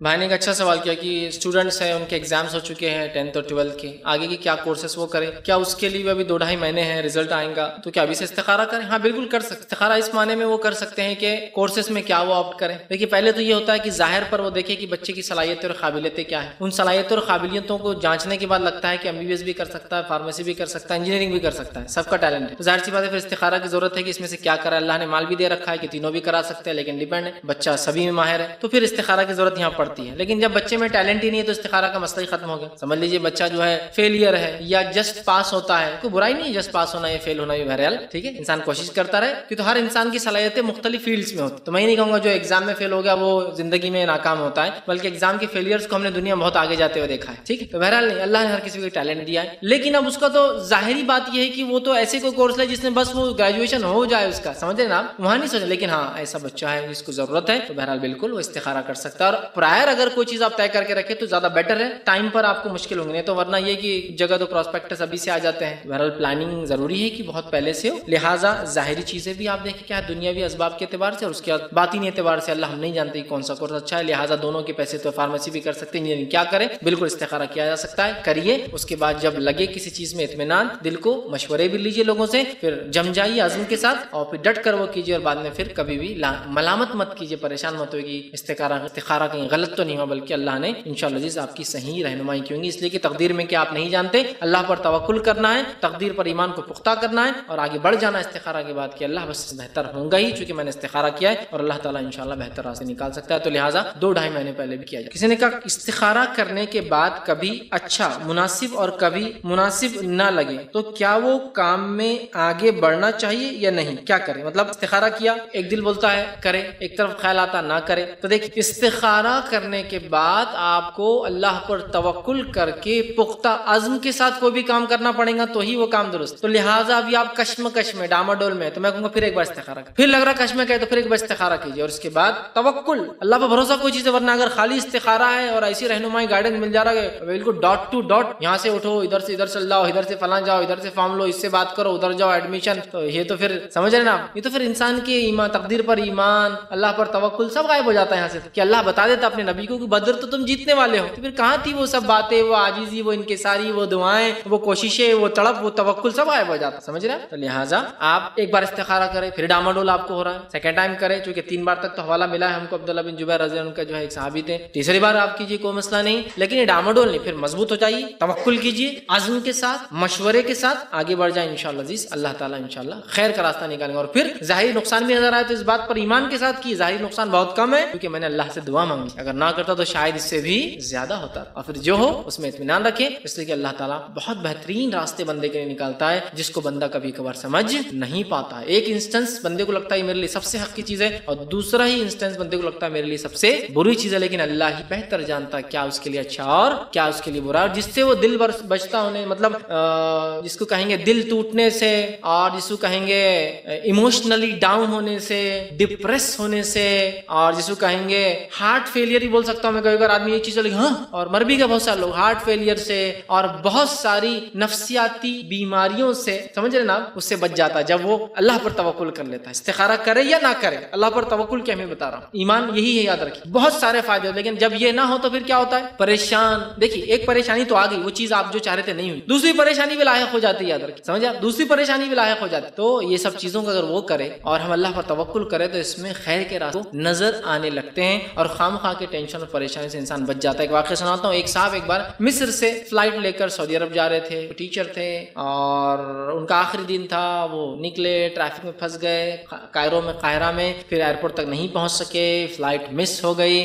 اور وہ بالکل دل جس کو کہتے ہیں ایک دم بھاری دل لے کر لوٹنے لگے کہ اب کیا فائدہ, تو دنیا بیکار ہو گئی, انکم چلے گئی, نوکری چلے گئی, فلاں ہو گئی یا فلاں, وہ ایک دم بھاری دل سے جو ہے واپس آنے لگے اور ان کے لیے الٹیمیٹ لاس تھا, الٹیمیٹ لاس, سب چلا گیا. جب واپس آ رہے تھے ایک صحیح بات, تو ریڈیو پر سنائی دیا کہ قاہرہ سے جو فلائٹ جدہ کے لیے نکلی تھی وہ کریش ہو گئی اور پورا کرو کے ساتھ جو ہے وہ سمندر میں چلے گئے. ابھی یہ آدمی جو سب سے زیادہ دل بھاری لے کر اٹموسٹ لاس سب کچھ چلا گیا, غمزدہ تھا, دنیا کا سب سے خوش نصیب سمجھ رہا, اور وہ اکیلا ہی تھا جو نہیں گیا تھا, بچ گیا. یہ ہے تب. لیکن انسان وہ رکھے کہ کچھ نہ کچھ اللہ, جیسے ابن قیم الجوزی نے کہا نا کہ انسان خود اپنے بچے کے ہاتھ پیر کبھی کبھار یا رگے کاٹ دیتا ہے, خون نکالتا ہے, اعضا نکال دیتا ہے, کیوں؟ اس کی خیر بہتری کے لیے. تو اللہ تو اس سے زیادہ محبت کرنے والا ہے, وہ زیادہ جانتا ہے کہ کہاں ڈالے کہاں نہ ڈالے اس بندے کو, تاکہ یہ آگے کے لیے تیار مضبوط بنے. یہ بڑی اہم چیز ہے. تو اگر آپ یہ مزاج بنا لیں تو بہت سارا فائدہ. جب یہ مزاج نہیں ہوتا پھر جزا اور فضا اور رونا اور دھونا اور پریشان, اس کو کچھ نہیں کر سکتے, اپنے آپ کو کچھ کر لو, ڈپریس جو کر سکتے وہ بھی نہیں کر پاتے چونکہ یو آر ڈپریس, آپ پریشان. یہ چیز بڑی اہم ہے, اس سے بہت زیادہ دنیاوی اور اخروی فائدے ہوتے ہیں. تو لہٰذا آپ کشمکش میں نہ رہیں, بلکہ کوئی چیز طے کر لے, اس کے بعد اللہ پر توکل کرے اور یہ سوچ لے کہ اللہ آپ کو رائٹ ڈائریکشن میں لے جا رہا ہے. اور یہی ہے عزم کرنے کے بعد کسی چیز کو پختہ ارادے کے ساتھ کرنا, جو بھی ہو. نتیجہ ظاہر لگ رہا ہے کہ ہار ہے, کرنا ہے, تو آپ پختہ ارادہ کر چکے, مشورہ ہو چکا, اس پر استخارہ ہو چکا, اس کرنا ہے. دیکھیے اللہ تعالیٰ تیرے راستہ کھولتا چلا. جی السلام علیکم.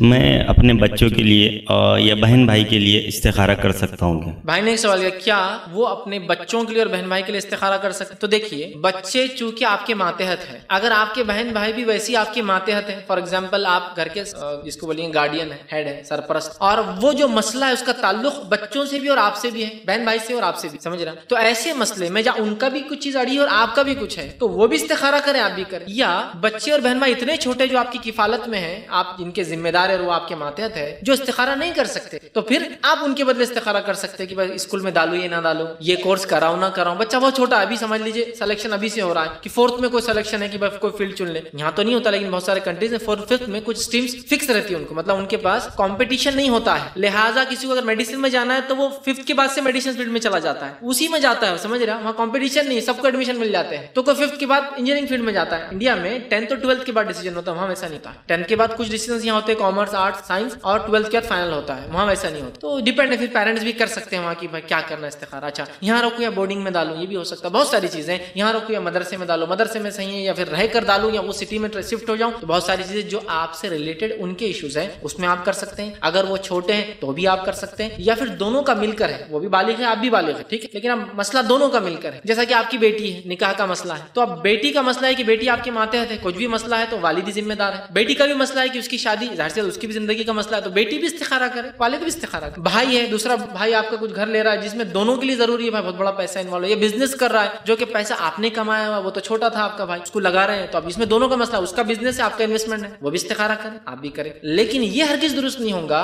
کہ مسئلہ تو پیورلی ان کا اور استخارے صرف آپ ہی کرے. نہیں بھائی آپ بہت نیک, آپ کرتے جاؤ, ارے انہوں نے چچی کا کیے تھے بہت فائدہ ہوا, ان کے بیٹے کے تھے فائدہ ہوا, بیٹی کا کی فائدہ ہوا, اب ہمارا بھی کرو, پھر پڑوسی آ کے بولا میرا بھی کر دو, پھر وہ رشتہ دار بولا ارے ان کے استخارہ کبھی غلط نہیں ہوتا, ان سے کروا لو. وہ نہیں ہو, جس کا مسئلہ ہے وہ کرے, سوائے اس کے کہ اگر وہ آپ کے ماتحت ہو, چھوٹے ہو, یا پھر دونوں کا مشترکہ کامن کوئی ایسا مسئلہ ہو جس میں دونوں ڈیسیجن لے رہے ہو, تو پھر وہ بھی کرے اور آپ بھی کرے, ایسا ہو سکتا ہے انشاءاللہ. کوئی حل. السلام علیکم فیض بھائی, میرا سوال ہے کہ ہم چھوٹے سے چھوٹے کام کے لیے استخارہ کر سکتے ہیں کہ جیسے کہ موبائل خریدنا ہے, یا پھر گھر میں دوسرے گھر کرائے سے لینا ہے, ایسے. اور دوسرا ایک سوال ہے کہ میں نے ایک بار دیکھا تھا کہ ایک لڑکی, ایک مطلب جیسا آپ نے بتایا تھا ویسی شخص کے پاس گئے, تو انہوں نے بتایا کہ فلاں فلاں جگہوں پہ سے ایک رشتہ آیا ہے, تو انہوں نے جب تمہیں آنکھ لگایا, اچھا وہاں پر ہے کیا, وہ گھر کے یہ ایڈریس ہے کیا ہے, کر لو بولے, تو کیا یہ شرک میں شامل ہے؟ کسی سے پوچھ کر کرنا. ہاں پوچھے, انہوں نے آنکھیں لگائے, اچھا ایسا ایسا ہے ایسا ہے, تو آپ کر لیجیے بولے. دیکھیے بھائی نے دو سوال کیے کہ کیا ہر چھوٹی اور بڑی چیز میں استخارہ درست, جیسا کہ چھوٹی چیز دنیا میں ایسا موبائل خرید رہا ہے یا گاڑی خرید رہا ہے. دیکھیے ڈیپینڈ ہے, کسی کے لیے یہ چھوٹی بھی ہو سکتی ہے, کسی کے لیے بڑی بھی ہو سکتی ہے, ڈیپینڈ سینیریو اور سچویشن ہے انسان کے اکنامیکل کنڈیشن کے اعتبار سے, ٹھیک. جیسا کہ کسی کے لیے موبائل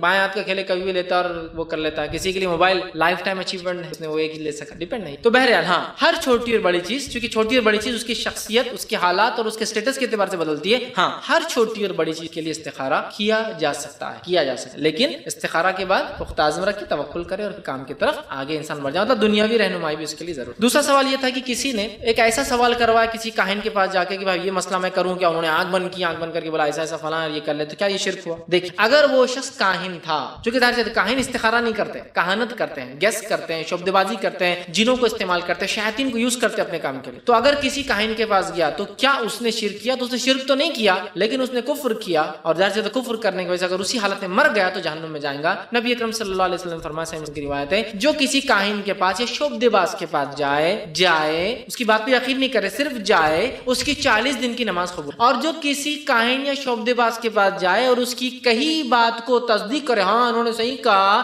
تو اس نے انکار کیا وہ جو محمد صلی اللہ علیہ وسلم پر نازل ہوا، اور آپ صلی اللہ علیہ وسلم پہ قرآن اور حدیث دونوں نازل ہوئی، مطلب وہ شریعت کا انکار کرنے والا، مطلب وہ کافر ہو جاتا ہے۔ تو لہٰذا شرک تو نہیں کیا اس نے، لیکن کفر کیا، اگر مر جائے جہنم۔ لہٰذا توبہ کرے اللہ سے سخت کہ اللہ یہ ہم سے غلطی ہوئی، اور آئندہ کبھی بھی کسی کام کے لیے نہ جائے۔ استخارہ کا صحیح طریقہ کو چاہیے کہ ہم معلوم کریں۔ دیکھیں دین اور شریعت کو مذاق نہیں، جب یہ ہم کو گائیڈ کرتی ہے، جب اس کو ہم یہ سمجھتے ہیں کہ آخرت میں جنت اور جہنم کا باعث ہے یہ دین ہمارا، تو لہٰذا اس کا پورا مینول بھی پڑھنا ہمارے لیے ضروری ہے۔ اگر کوئی یہ کہے کہ یہ موبائل دنیا کا سب سے اچھا ہے تو اس کو چلانا سیکھتے ہیں نا، تو اگر دنیا میں دین اسلامی حق ہے، اللہ کے نزدیک یہی صرف ایک دین ہے جو قبول ہوگا، تو اس کو پورا سیکھنا ضروری ہے۔ یہ نہیں بول سکتے اللہ ہم کو پتہ نہیں چلا تھا، کیوں؟ دنیا کے سارے معاملات، سارے طریقے تو 2 منٹ میں سیکھ لیتے ہو، اپنے وفات کی تو انسان سیکھتا۔ لہٰذا ہم دین کو بھی خوب ڈٹ کر جم کر سیکھے، سیکھنے کے بعد صحیح کو ہم اپنی زندگی میں لاگو کریں، عمل کریں۔ تو لہٰذا وہ کفر تو ہوا، وہ شخص اس سے سخت توبہ کرے، تو انشاءاللہ عزیز اگر وہ توبہ کرتا ہے تو اللہ تعالیٰ ضرور انشاءاللہ توبہ۔ کسی سوال کا استخارہ کریں کسی چیز کو، ایگزامپل گھر کو، اور دل مطمئن نہ ہو، پھر بھی سیل آؤٹ کر دیا، تو کیا یہ اللہ کا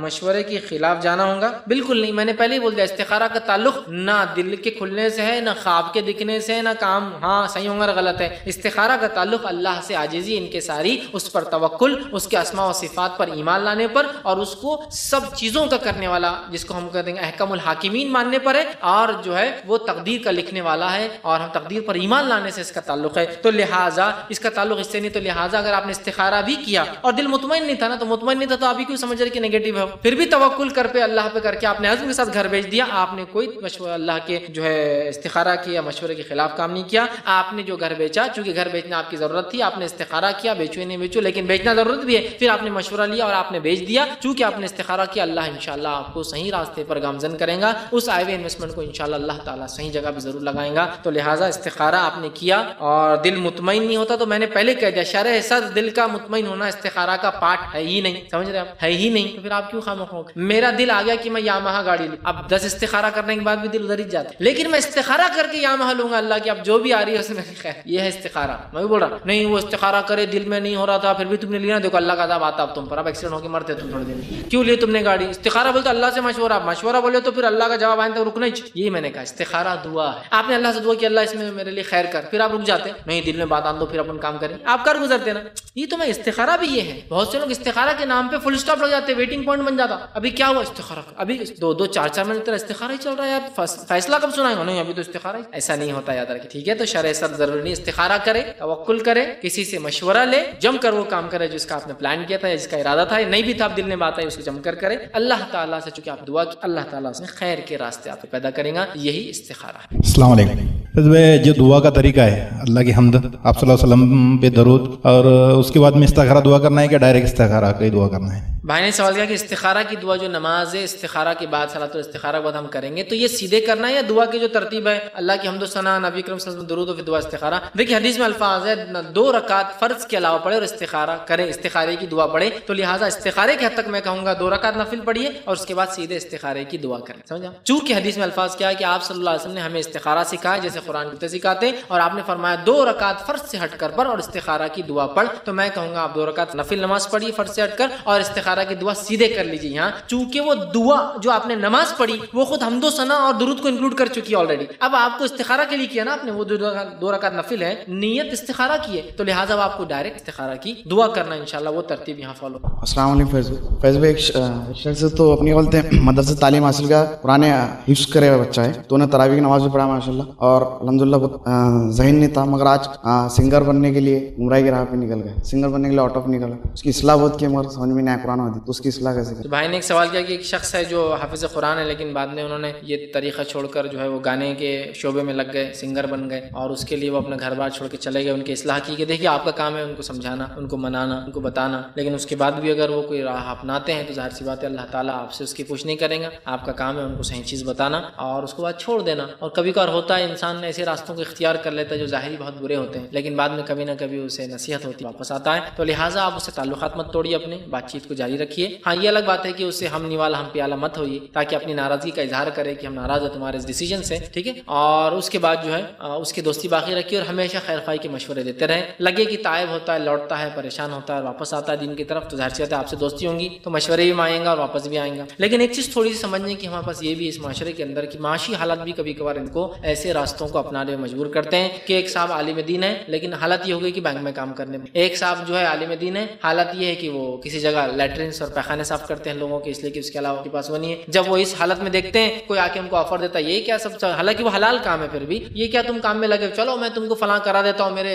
जुए के अड्डे बैठ जाओ, तुम खेलना मिलना नहीं, सिर्फ अकाउंट्स करना उधर बैठकर, वो मसला नहीं, इससे तो अच्छा ना पैखाने साफ करे आलिम दीन है तुम। और फिर वो इंसान माश पैसों के लिए, और अगर इनके साथ माशी मसला है उस माशी मसले को हल करने की कोशिश करें। होता है कभी कभी शोहरत का मसला है या फील्ड मेरी पसंद की चीज ये है, वो एक अलग चीज है, फिर उनको धीरे धीरे वक्त लगेगा समझने, लेकिन ये है तो उसको दूर कीजिए। वरना माशी मसला, पैसों का मसला बहुत सी बार इंसान को बहुत ही अजीब गरीब घिनौनी बात करने मजबूर करता है। बहुत से लोग उलमा का मजाक उड़ाते, हाफिजों का मजाक उड़ाते, आलिमों का मजाक उड़ाते, फला आलिम साहब थे 100 की नोट पे फिसल गए, फला आलिम साहब थे नहीं बोले 500 दिया तो काम कर दिए। तो कहीं ना कहीं ये एक इंडिकेशन है कि समझ जाओ कौम के जो लीडर्स जिनको आपने बनाया है इनको आपने पैसों से इतना मजबूर कर दिया कि ये खरीदे पे जा रहे हैं और बेचे जा रहे हैं। मैं उनकी बुराई के लिए नहीं बोल रहा हूँ, मैं चाह रहा हूँ कौम इस चीज को सोचे, चीज को सोचे, याद रखिए। और एक तबका जो दीनी इल्म सीख रहा है, दीनी इल्म में महारत हासिल कर रहा है, आलिम और मुफ्ती और हुफ्फाज और बड़े बड़े पोजीशंस पे जा रहे हैं, उनकी हालत ये कि वो सिर्फ मांगने वाले और आपके देने के तरफ नजरें उनकी लगी। और एक तबका जो बिजनेस कर रहा है, कमा रहा है, दुनिया की एजुकेशन को ऑप्ट कर रहा है, वो देने वाला तबका बन गया है। और पूरा दीनी इल्म हासिल करने वाला तबका सबके सब लेने वाला तबका बना है। मैं किसी पे टॉन्ट नहीं मार रहा हूँ, मैं किसी को बुरा नहीं कह रहा हूँ, मैं दुनिया की हकीकत बता रहा हूँ। थोड़ा संजीदगी की जरूरत। जितना आलिम हुफ्फाज और ये तबका, ये पूरा तबका आप देखिए सिर्फ आपकी तरफ नजर लगाएगा, ये तबका लेने वाला बन गया। इसको हमने कर ही दिया, इसको आपाहिज लाचार बेकार कर दिया। नहीं नहीं, तुम आलिम है ना तो तुम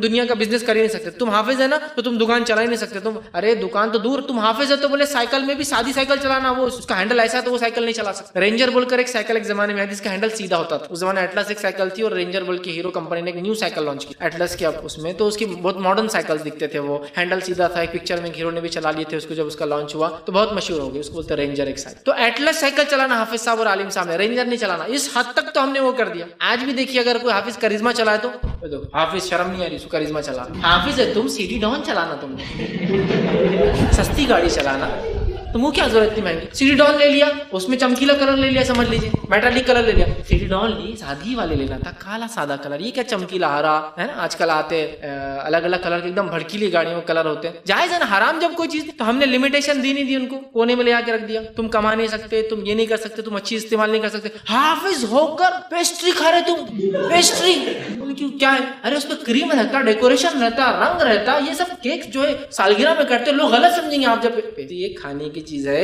हाफिज खाए या कोई खाए उसकी नीयत असल है। अब कोई बर्थडे में काटेंगे एक अलग मसला, लेकिन वो भी नहीं खाना। समझ रहा समोसे खाइए आप, पफ खाने की नहीं खाना चाहिए आपने, कि तो आप हाफिज है, आलिम है, मुफ्ती है, समोसे खाना चाहिए आपने, पफ नहीं। पफ ये शान मानने वाले लोग बड़े नहीं, ये आपका काम ही नहीं। तो ये दुनिया के इस्तेमाल में तक बेचारों को लिमिटेशन है, दुनिया के इस्तेमाल में तक लिमिटेशन। हाफिज होकर ये इस्तेमाल करें सैमसंग, तुमको क्या जरूरत, वीडियो कॉन को लेके नहीं जा सकते। लेकिन मेरे पास उतने में जा रहे थे फिर भी, लेकिन आप साहब देखो, आप सादगी इख्तियार करना चाहिए आपने। खामोखा के उनको एक रिजर्वेशन में ले आके डाल, बहुत रिजर्व कर दिया उनको। फिर ऐसे मसाइल अगर उनके सामने आ जाए और वो डिसीजंस ले ले इस बुनियाद पे कि उनके साथ वो कौम नहीं, फिर भाई आपका बच्चा हाफिज होने से उसका घर नहीं चलता। हाफिज बन गया बच्चा आपका, अब क्या, मेरा बच्चा इंजीनियर बन गया, वहाँ जॉब लग गया, 80,000 मिल रही सिर्फ, वो दूसरे बच्चे को तो 1 लाख से ऊपर चलेगा। वो डॉक्टर जो है तो 3-3.5 कमा, ऊपर की अलग ला रहा कहीं, उसका अलग। आपका बच्चा लेकिन माशाल्लाह हाफिज, अब ये अपने दिल में परेशानी, इसकी तो 7 लाख की इनकम ही नजर आ रही। मेरा बच्चा हाफिज बन के अब क्या करेंगे, मैक्सिमम रमजान में ایک بار تراویح پڑھائیں گے جس سے اس کو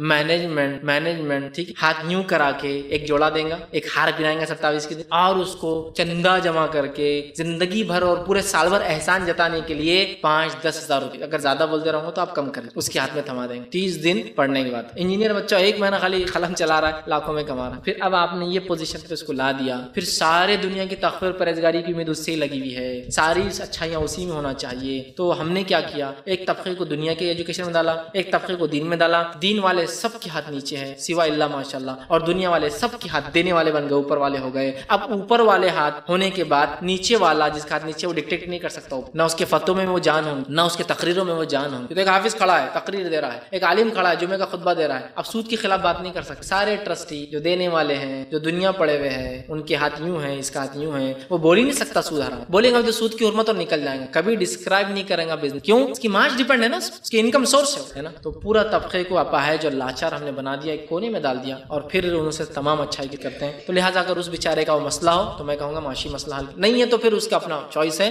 لیٹ اس ویٹ, کو ویٹ کیجیے, اس کو آنے دیجیے, اس کی نصیحت کرتے رہیے, دوستی باقی رکھیے. لیکن عموماً ہم نے عالم اور حفاظوں کے طبقے کو, عالم مفتیان کے طبقے کو بڑا ظلم کیا ان پہ. میں کہوں گا امت نے کہ ان کو مکمل طور سے معاش سے, انکم سے توڑ دیا. جہاں وہ کوشش کرتے ہیں ہم ان کو برا مانتے, کرنے نہیں دیتے, اور جہاں وہ کوشش نہیں کرتے ہیں پھر دیکھتے ہیں کہ ایسا ہے وہ ڈیپینڈ ہو جاتے ہیں, اور پھر مختلف راستے نکال لیتے ہیں اپنے گھر کو چلانے کے لیے. اس لیے کہ میں نے کہا نا کہ پیٹ سکھانا چاہیے, انسان زندہ رہتا ہے, کپڑے چاہیے. بہرحال یہ تمام ضرورتیں ہیں. امت کا کام ہے جب لوگوں کو اس کام میں لگائے. تو جیسے گھر کی 4 بھائی اور 1 بھائی حافظ ہے, 3 بھائی مل کر اس کو اپنی انکم میں سے اتنا دے کہ اس کی انکم بھی چاروں کے برابر. یہ صدقہ بھی ہے, صدقہ جاریہ بھی ہے, آپ کے بھائی کی عزت بھی بچیں گی, اور آپ کے والد خواب بھی پورا ہوگا, میرا ایک بچہ حافظ بنے, دوسرا انجینئر بنے, تیسرا ڈاکٹر بنے. لیکن انکم کا کیا؟ تو ڈاکٹر اور انجینئر اس کو اپنے انکم میں سے اتنا پارٹ دے کہ وہ بچہ حافظ بن کے بھی ایک شان زندگی دنیا بھی گزارے, آخرت بھی. یقیناً صبر کرنا, یہ تمام چیزیں تو ہونا چاہیے, لیکن ہر آدمی کو صرف صبر کرو بولنے سے دنیا نہیں چلتی. تو اگر وہ مسئلہ تو حل کیجیے, ورنہ اس کو نصیحت کرتے رہیے, دوستی باقی رکھیے, اور وقتاً فوقتاً موقع ملنے پر اس کو وہ کیجیے, اور ہو سکتا ہے اللہ سے دعا بھی کیجیے, وہ ضرور جو ہے لوٹ کروا. السلام علیکم.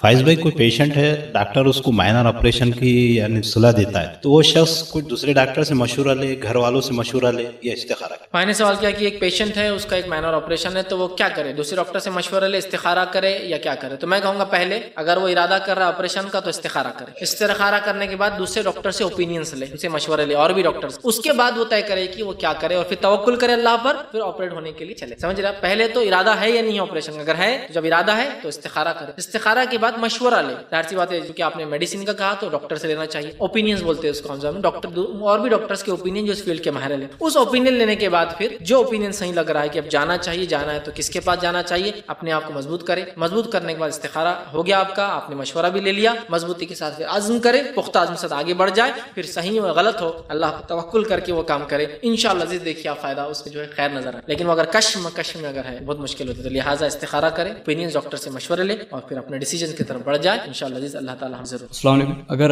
استخارہ کی دعا عربی میں یاد نہ ہو تو اس وقت کے لیے اردو میں دعا کر سکتے ہیں؟ بھائی نے سوال کیا کہ اگر استخارہ کی دعا عربی میں یاد نہ ہو تو کیا اردو میں پڑھ سکتے, یاد کر سکتے؟ نہیں, عربی میں ہی کرنا. کیونکہ وہ دیکھیے عام دعاؤں کو تو کوئی ممانعت ہے نہیں, آپ کوئی بھی زبان میں کیجیے, لیکن جب بات ایک خاص دعا کی ہو رہی ہے تو خاص دعا چونکہ ہے تو وہ عربی میں ہی ہوگی. تو نماز پڑھیں گے اور نماز کے بعد اس دعا کو عربی میں ہی کریں گے. استخارہ کی دعا کا ترجمہ پڑھنے سے استخارے کا فائدہ آپ کو نہیں ہوگا, اس لیے کہ وہ خاص دعا ہے. آپ صلی اللہ علیہ وسلم صحابہ فرماتے ویسے ہی ہم استخارہ سکھاتے جیسے قرآن کی صورتیں سکھاتے, اور قرآن کی صورتیں عربی میں, استخارہ بھی عربی میں. لہٰذا استخارے کا ترجمہ, ہاں ترجمے کو بھی آپ یاد کر لے تاکہ کبھی دعاؤں میں بھی اس کو پڑھ سکتے ہیں. اس ترجمے کو آپ دعا کر رہے ہیں تو اس میں کر لیں, لیکن استخارہ کی دعا یاد کرے, اور عربی میں اگر یاد نہ ہو تو پھر دیکھ کر پڑھے, اور دیکھ کر بھی نہیں پڑھ سکتے, کسی کو بولے ڈکٹیٹ کرنے کو اور پھر آپ اس کو ریپیٹ کر. لیکن عربی میں چھوڑ کر اردو میں پڑھنے سے یا ترجمہ پڑھنے سے وہ مسئلہ حل نہیں. بھائی 2 سوال کیے کہ اگر کوئی انسان جج ہو, ذمہ دار ہو, حاکم ہو, فیصلہ کرنے والا ہو محلے میں, کسی سماج میں, تو کیا وہ استخارہ کرے فیصلے سے پہلے؟ تو میں کہوں گا یہ استخارہ تو کر سکتا ہے کہ اللہ میں جو بھی فیصلہ دوں وہ صحیح ہو, لیکن فیصلہ استخارہ پر نہیں دیا تھا. فیصلے دلائل کے بنیاد پر اور گواہ اور شواہد کے بنیاد پر دیے جائیں, وٹنس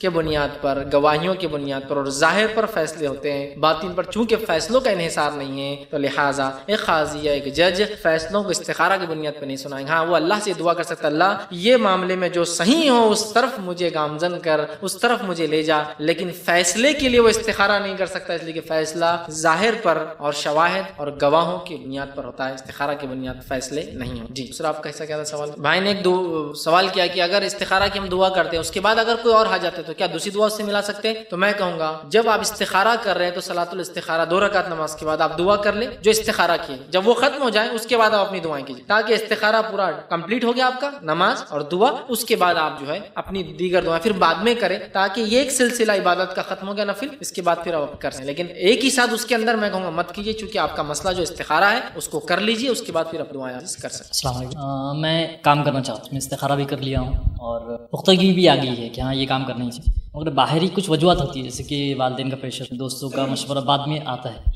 اور پھر وہ کام کرنے سے مجھ کو روک دیا ہے. تو اس میں مطلب اللہ کا ساتھ ہونا یا نہیں. بھائی نے ایک سوال کیا کہ انہوں نے استخارہ کیا ایک طرف, پھر توکل کر کے جاب یا اس چیز میں جوائن ہو گئے, پھر کوئی باطنی پریشر آیا, لوگوں کا پریشر, دوستوں نے مشورہ دیا, فلاں ہوا تو چھوڑ دیا. اس معاملے میں کیا کریں؟ دیکھیے سب سے پہلے تو استخارہ کر کے توکل کر کے آپ نے وہ کام کرنا چاہیے. اب لگ رہا ہے کہ لوگ فورس کر رہے تو میں کہوں گا پھر ایک استخارہ کیجیے, اب اللہ چھوڑو یا نہ چھوڑو, سمجھ رہے ہیں؟ ٹھیک ہے آپ نے جاب کی, جب یہ سب نہیں تھا, آپ کو پریشر ڈال رہا ہے, فلاں ہو رہا ہے, مسئلے پیدا ہو رہے, یہ ہو رہا ہے, وہ ہو رہا ہے, تو میں کہوں گا پھر ایک استخارہ کرے اور اس کے بعد آپ چھوڑے کہ اللہ میں نے تو کر لیا تھا استخارہ, یہ چیز جوائن کی, اب اتنا پریشر مجھ پہ آ رہا, میں اس کو برداشت نہیں کر پاتا ہوں, پریشر کو میں ڈر رہا ہوں اس معاملے سے. پھر استخارہ کرے, استخارہ کے بعد عزم کرے, توکل کرے, اور چھوڑنا لگتا ہے تو چھوڑ دے, اگر لگے رہنا لگتا ہے تو لگے رہیے, اس لیے کہ اللہ تعالیٰ انشاءاللہ بہتر راستہ نکالے. کیونکہ استخارہ کر کے آپ جوائن ہوئے تھے تو اگر چھوڑنا بھی ہے تو اس کے لیے استخارہ آپ کرے کہ اللہ استخارہ کرتا ہوں اس لیے کہ بہت پریشر آ رہا ہے, اس کے بعد لگے کہ پریشر بہت زیادہ, چھوڑنا درست ہے, اس چھوڑنے میں بھی خیر اللہ پیدا کریں گا چونکہ آپ نے استخارہ کیا, اللہ سے خیر کی رہنمائی طلب. کسی نے بہرحال سوال اس پہ چٹ پر کیا تھا, لیکن یہ بہرحال بہت سارے ایسے سوالات مجھ سے وقتاً فوقتاً آتے ہیں. میں چاہتا ہوں کہ ان سوالات کے جواب کی میں نے پہلے بہت سارے لیکچرز میں دیے ہیں, اس کو لوگ دیکھ لیں. کسی نے سوال کیا کہ please show us the right way to offer namaz, اور اس میں رفع دین لکھا ہے بریکٹ کے اندر. دوسرا لکھا تشہد how to keep the fingers in شہادہ, کہ تشہد میں کیسا بیٹھے اور شہادت کی انگلی کو حرکت دینا کیسا ہے.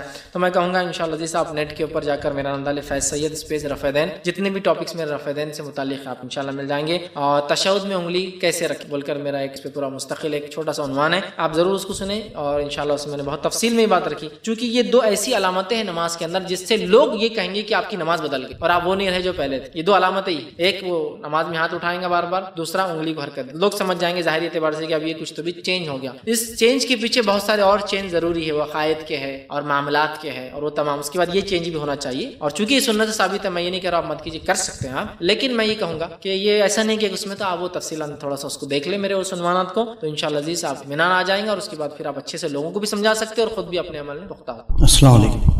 پڑھائی کے لیے, نکاح کے لیے تو استخارہ ہے, طلاق کے لیے بھائی نے سوال کیا کہ پڑھائی کے لیے, نکاح کے لیے تو استخارہ, لیکن طلاق کے لیے بھی ہے. تو ہاں بہرحال اس کے لیے بھی استخارہ ہو سکتا ہے کہ سمجھ لیجئے کہ انسان اپنے بیوی سے پریشان ہے, ظاہری اعتبار سے پریشان ہے, اس کی عادتوں سے, اس کی بد زبانی سے, اس کی بد کلامی سے, اس کے فلاں رویے سے, اور وہ سوچ رہا ہے اب کیا کروں. ظاہر سی بات ہے یہ بھی ایک ڈیسیجن ہے, جیسا ملنے کا ایک ڈیسیجن نکاح ہے, چھوڑنا بھی ایک ڈیسیجن ہے طلاق ہے. اس میں بھی وہ خیر خواہی طلب کرے کہ اللہ کیا بہتر ہے یہ ڈیسیجن, لیکن پہلے تو دنیاوی نہیں بلکہ دینی اسباب کی بنیاد پہ ہوگا, جو بھی اسباب ہے. مطلب بد کلامی اتنی زیادہ کی شوہر کو گالی دیتی ہے ہمیشہ, وہ بھی شوہر برداشت نہیں کر پائیں. ٹھیک, اسی طرح بری عادتیں ایسی کی غیر محرمات سے ملتی, تو شرعی مسائل ہے نہیں. تو اب وہ سوچتا ہے اللہ اس معاملے میں کیا کروں, چھوڑوں تو کیسا, چونکہ طلاق دینے سے بہت ساری اور بھی چیزیں لاگو ہوں, ہے نا. مسائل ہمارے پاس, طلاق آسان چیز تو ہے نہیں سماج میں, حالانکہ طلاق ویسے بری چیز ہے, میں یہ نہیں کہہ رہا ہوں, لیکن ضرورت پڑنے پر لی بھی جا سکتی ہے اور دی بھی جا سکتی, سمجھ رہا. لیکن بہرحال یہاں لینے دینے کا سسٹم ہی بند ہے, جس کی وجہ سے خودکشیاں زیادہ ہوتی ہیں. خودکشیاں نہیں ہوتی, بہرحال کیا ہوتا ہے آپ کو بتائیں, یا تو خودکشی بولا جاتا ہے تو خود ہی اپنے آپ کو مار لی اس نے, جبکہ وہ حقیقت کچھ اور ہی ہوتی ہے اس کے پیچھے. جو لوگ ان کیسز میں یا اس فیلڈ میں وہ زیادہ اس کو اچھے سے سمجھ سکتے ہیں. تو یہ چھوڑنا بھی کبھی کبھار ایک رحمت ہی ہوتی ہے اللہ کی طرف. ٹھیک, بہرحال تو اس میں بھی بہرحال اللہ سے آپ وہ کر سکتے استخارہ کہ اللہ کیا کروں, اس کی عادتیں مجھ سے برداشت نہیں ہو رہی ہے, کیا اس کو چھوڑ دوں یا کیا رکھ. استخارہ کریں, اس کے بعد عزم کریں, اللہ پر توکل کریں, آگے بڑھ جائے اپنے اسٹیپ. لگتا ہے دے دینا چاہیے دے دے, لگتا ہے چھوڑ دینا چاہیے, دونوں ہو سکتا ہے نا. کہ ٹھیک ہے یہ برائیاں تو ہے, لیکن اگر یہ چلے جائیں گی, اس کے گھر میں کوئی نہیں ہے, والد نہیں ہے, تو یہ کہاں رہیں, اس سے بچے, بہت ساری چیزیں ہیں نا. تو ڈیپینڈ, اس میں بھی تو ظاہر سی بات ہے اللہ چاہتا, اللہ سے بندہ چاہتا ہے کہ میں خیر خواہی طلب کروں, اللہ کیا کروں اس معاملے. تو یقیناً اس کے لیے بھی وہ جو ہے لے سکتا ہے, اس لیے کہ طلاق حلال کاموں میں سب سے ناپسندیدہ کام ہے, لیکن پھر بھی حلال ہے. ظاہر سے اس میں مشورہ لیا جاتا, مطلب اللہ سے خیر خواہی طلب کی جا سکتی, کیا کروں, چھوڑ دوں یا رکھوں. اور اس کے بعد جو بھی پھر آپ کو لگے پختہ ارادہ کر کے اس میں آگے انسان بڑھ سکتا ہے, تو چھوڑ دے, یا تو رکھ تو اس کو رکھ.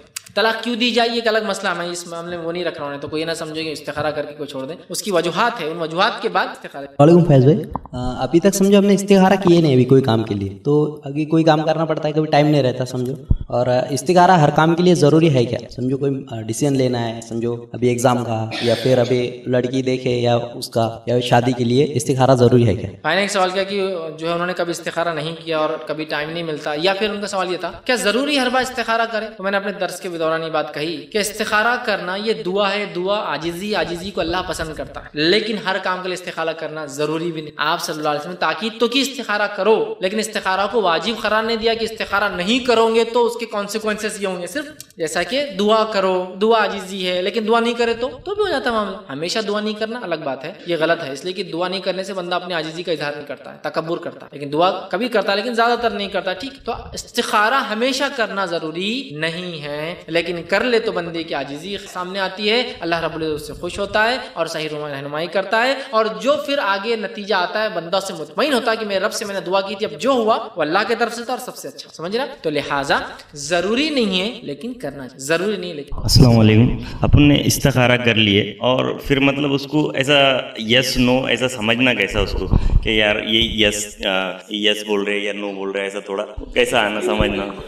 بھائی نے سوال کیا کہ استخارہ کر لیا لیکن اب سمجھنا کیسا کہ یہ یس ہے یا نو ہے.